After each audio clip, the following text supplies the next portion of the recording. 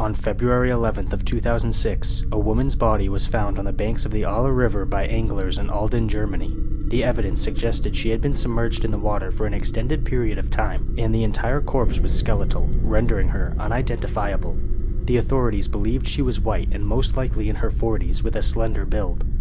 When she was found, she was wearing a jacket with dark blue checked lining and button brown fur, dark blue Levi's, a black sweater, a t-shirt that was a size too large, and black leather boots.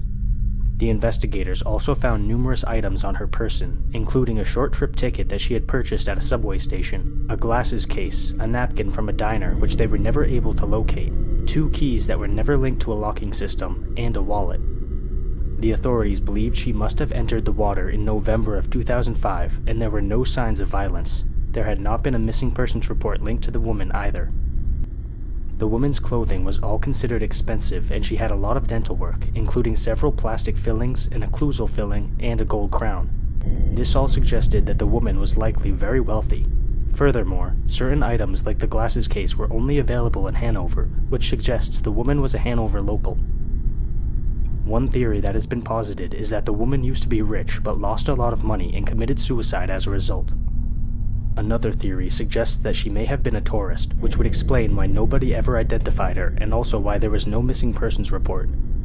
Unfortunately, the Alden Jane Doe has never been given her real name back, and it does not seem likely that she ever will. Her true identity may remain shrouded in mystery forever.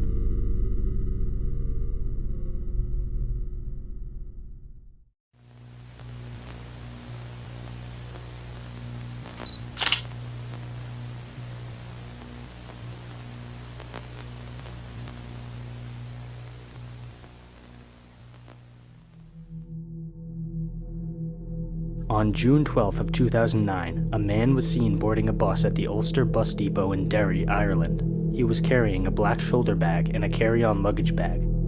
The bus arrived in Sligo, and the man took a taxi to the Sligo City Hotel, where he paid for his room in cash. He gave the alias Peter Bergman and an address in Vienna, Austria. The man was described as a slender man with short gray hair, blue eyes, and a tan. According to the staff and guests at the hotel, he was clearly of Germanic descent and spoke English with a thick Germanic accent. His clothes were all from a fashion store that is popular in Germany and Austria, and most witnesses who saw him assumed he was a professional worker of some kind. At one point during his stay at the hotel, the man was seen leaving the building with a purple plastic bag full of items. When he returned to the hotel, the bag was nowhere to be seen. He had disposed of the items in the bag all around the city, but what's even more intriguing is the fact that he had used the blind spots in the CCTV cameras to his advantage.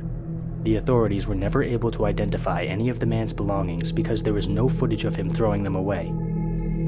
The next day, June 13th, the man walked to the Sligo post office and bought 8 stamps and airmail stickers.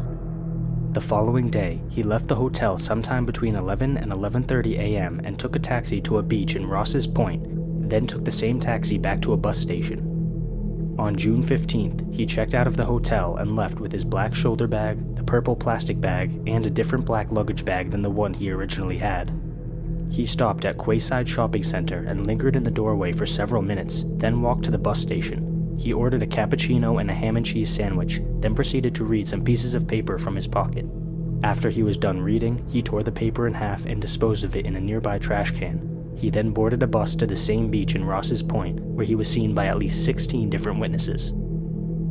The next morning, 2 men who were training for a triathlon found the man's body on the beach wearing Speedo-type swimming trunks and a navy t-shirt tucked into them.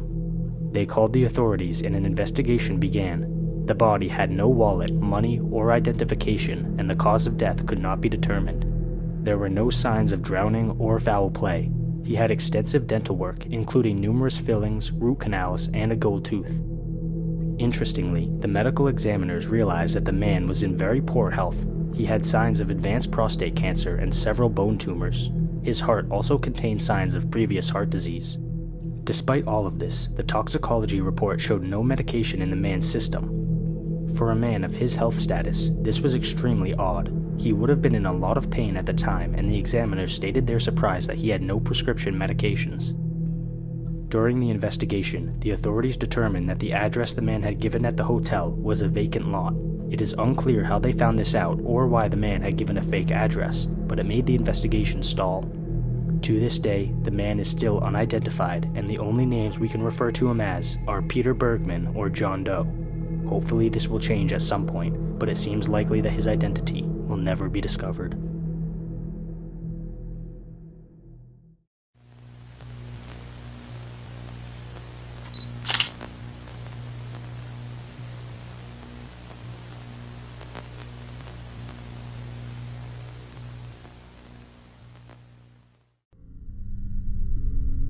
On August 10th of 2000, a woman was seen climbing over a guardrail on the Arthur Lang Bridge in Vancouver, British Columbia.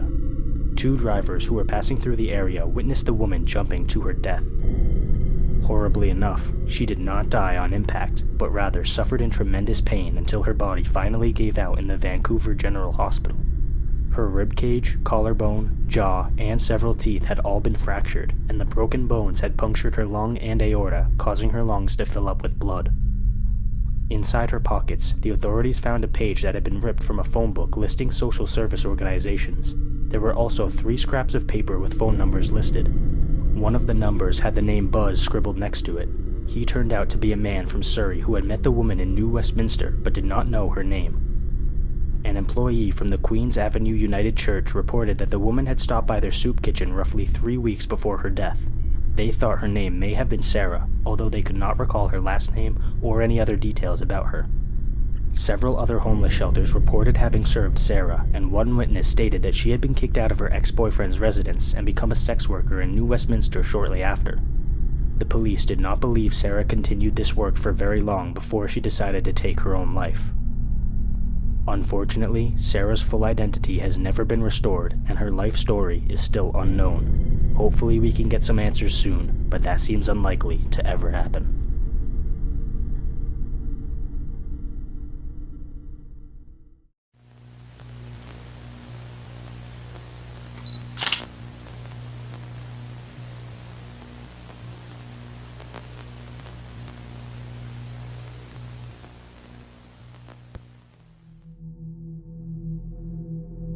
On July 3rd of 2007, a unit from the United States Border Patrol discovered the mummified corpse of a man in Arivaca, Arizona. The medical examiners could not identify a cause of death, which most likely means he perished as a result of exposure to the elements. His remains were so decomposed that hardly any information could be gleaned from them. He had black hair and was between 22 and 35 years of age. Nothing else could be accurately determined. He was wearing black sweatpants, black cheetah shorts, and sneakers, and was also carrying a green lighter. Also found on his person was a letter with a hand-drawn image of a horse head with hearts around it, and the words, "Mi pequeño pony, Sapo Verde, Jennifer." Mi pequeño pony translates to My Little Pony, most likely a reference to the line of Hasbro toys. Sapo Verde translates to Green Frog in the most literal sense, although Verde is a misspelling of Verde. The leading theory on this part of the letter is that Sapo Verde was a pun, and the letter was actually a birthday card for someone named Jennifer. According to this theory, the man was likely trying to cross the Mexican-American border and died from heat exhaustion like so many other migrants tragically do. Jennifer could have been the man's daughter, niece, or any other relation. Another theory suggests that the letter was actually a memento of the man's daughter that he kept to remind him of his family as he crossed the border. Unfortunately, we will most likely never know the truth for certain, and the Arivaca John Doe's real identity will remain a mystery forever. If he truly did have a daughter, I only hope that she moved on with her life and never forgot her father.